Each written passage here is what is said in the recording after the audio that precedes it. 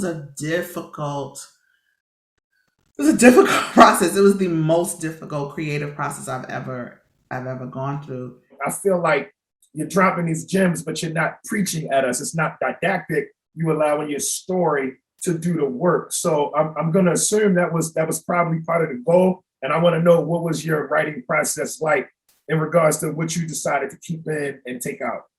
What I really tried to do in the writing process was just tell the truth. And I mean, I think that's what everybody tries to do. But when I'm saying that, I mean like the hard truth, right? It's an ugly underbelly that sometimes we don't get to, that we scared to talk about. It's not easy to talk about people thinking you ugly, right? It's not easy to talk about the worst things that ever happened to you in your life, about being abused, being, violence that you experience.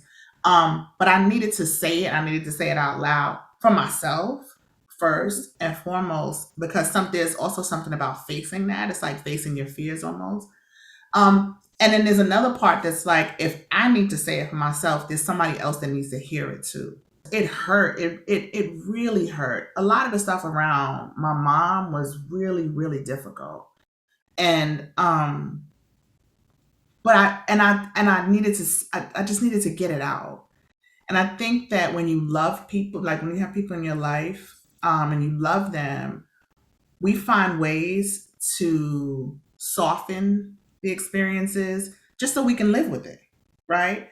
Like, I know this happened. I know it made me feel this way, but I'm gonna let it live in my mind in a particular way, just so that I don't have to face the reality of it. And what was healing was that I realized I could face the fullness of what happened, and I can still love my mom, and we can find a new place in our relationship where both of those things could exist. And that alone was incredibly healing, for me, and I think probably for my mom too.